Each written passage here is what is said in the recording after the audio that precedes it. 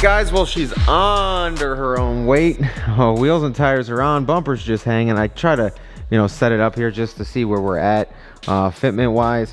When we get this thing all the way up here, sitting in the position it needs to sit, don't worry, this is not the full front end. There's a couple surprises coming still, but we're pretty close here. Pretty close, so I don't know what we're gonna have to do here. We may have to come out here and actually space this bumper out a little bit to clear, which I don't think it'll look that awful, but also we won't have to cut into this thing. But yeah, that's pretty close. I think we're gonna end up clipping that if we left it the way it was. It shouldn't be too hard to space these bumpers out the way they mount. Bracket I got to put on this bumper, and then it bolts into here with a, you know, a nut plate behind. Between the bumper bracket and this frame bracket here, you know, we can space it out with some washers or something just to give us a little bit more you know, space to actually clear this. Also, the track bar still isn't in yet. Just found one that should do the trick, and we'll get that in the morning. So this thing, you know, we'll actually have an actual kind of measurement wise, because the axle will actually be bleh, I am so tired, I can't talk. Because this axle will actually be center once the track bar's in, then we can go from there and determine how far we're gonna move the bumper or this, that, and the other. So this setup will clear. In the rear, I haven't even, like I said, I haven't even turned the wheel or anything yet. Just put the wheels on, put it on the ground. Hopefully we'll do this. I was gonna put the leveling kit on here. Here's the issue with that. Brake lines are maxed, vacuum lines are maxed, drive shaft is maxed, you know, at this height. So if I needed to go taller, we need a longer drive shaft, longer brake lines, longer vacuum lines, longer breather tube. And at that point, you see these, you know, the sway bar end links, they're already, you know, quite angled with just the 6-inch lift here. So I mean, we probably have to get longer, you know, end links. Steering stabilizer, the one bracket actually got powdered for a different truck, so I got to repowder coat it, the teal, and we can put that one on, get our stabilizers in here. I actually got to cut this.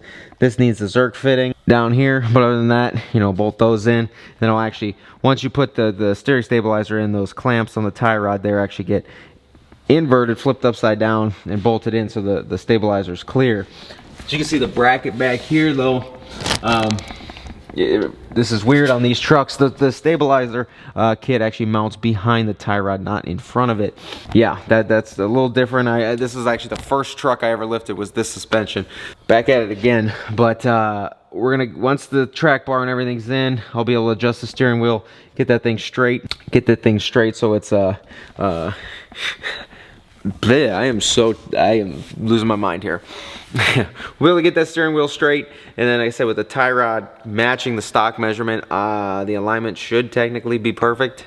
Technically, still might send it to the alignment shop, get this thing you know, really dialed in, but everything should be fine with that. Other than that, dual Fox reservoirs mounted, rough country dual shock bracket, mounts to your factory lower with a spacer in between. It looks super clean. I decided to put the resis directly to the side, not angled out. It looks really beefy. It does look really good in there. Not really much to finish up under the hood. We got to add the, you know, put the washer squirters back in, get all these wires reran. Put the you know, that little carpet felt thing that goes under the hood back in. The sub box just showed up today, honestly.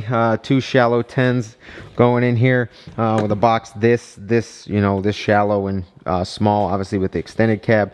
This is the only box I really found for an extended cab other than the JL Stealth box. I had that in my first truck actually. It came with whoever did the audio, like, spent way too much money to put it in like a truck like that, but had the JL Stealth box, which is like 800 bucks, and the 10 was in the center console. It was pretty sweet, but this was like $100 some on Amazon. Not worried about it. Obviously compared to the $800 sub box from JL. A couple Rockford Fosgates going in the doors as well. And then this actually came out of I think my old Jeep, but I hate single DINs with a passion. So this Kenwood double DIN, Bluetooth, Sirius XM enabled, all that stuff going in. I think I took it out of my Jeep. So that's gonna be a lot better than that single DIN in there. I absolutely hate those radios. They're way more complicated than they ever should be. And obviously everyone was asking about the bed, and here it is. We took 3 truck beds and made 1. But new side panels. My buddy's front panel, obviously you can see that. The truck bed I bought for $200 some, there's the truck bed floor. and then we welded on 2 new bed sides last night as well. But we're gonna come in here, grind down some of the spot welds. These aren't really gonna be seen because they tuck behind the plastics. The plastics hug this. Plastics are gonna be painted pink. This will be painted pink. I'm gonna try and get a teal bed liner in here. I think I only have one more case of tinnable Raptor, and I still need to find teal paint, but it came out of a work truck, obviously 8-foot bed, but we'll get the bed liner in there. Tailgate's good to go. Actually needs wet sanded real quick. It's been sitting there for a minute, and I never wet sanded after I painted it anyway. And then somewhere in here, yeah, right there, good old fly landed in it, so we'll wet sand that out, and that should be good. I do have a whole bunch of rock lights I'm gonna try and get on this thing. We're gonna see what we can do. It looks really good, but like I said, this isn't how the front end's gonna actually completely look. Just wait for that, but it looks really good the way it sits. Gotta wire those mirrors in with the white lights, and yeah. And funny thing is, not only will the 7.3 be at Myrtle Beach Truck Week, guys, you don't understand. I woke up at 6 a.m. yesterday. It has been a full 24 hours. I tried to take a nap on the couch this morning after I was done doing all that stuff with the bed, and it just didn't happen. I am fully exhausted. I can't even talk. But that's what a truck build is. That's actually building, you know. Since I bought the 7.3, I literally drove it I think twice because everything was messed up. The doors, because it got hit and got sunk in the mud and slammed against a tree, doors didn't line up. Everything fluttered. It wasn't comfortable or entertaining or nice to drive. Taking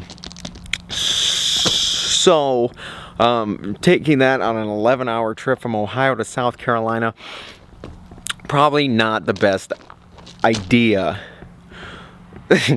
So, that being said, meet the tow pig at the moment. I think we got everything lined up. We've got a trailer here.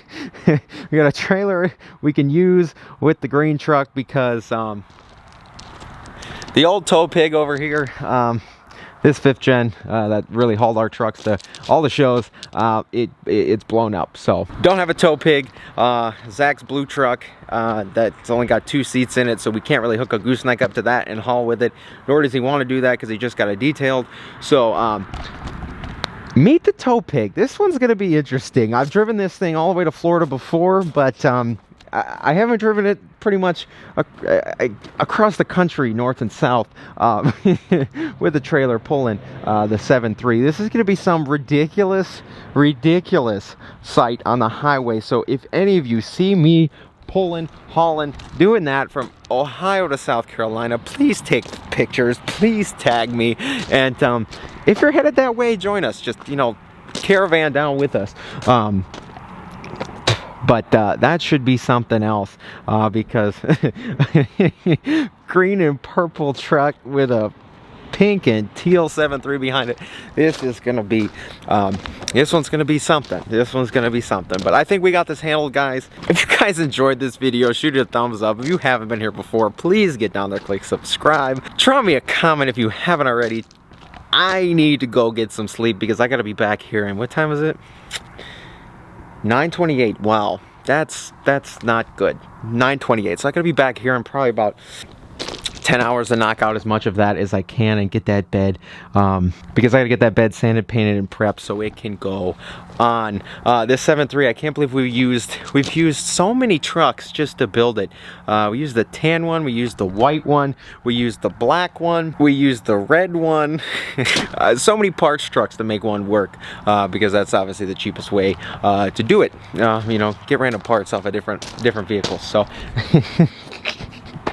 it's literally like a 7.3 graveyard here.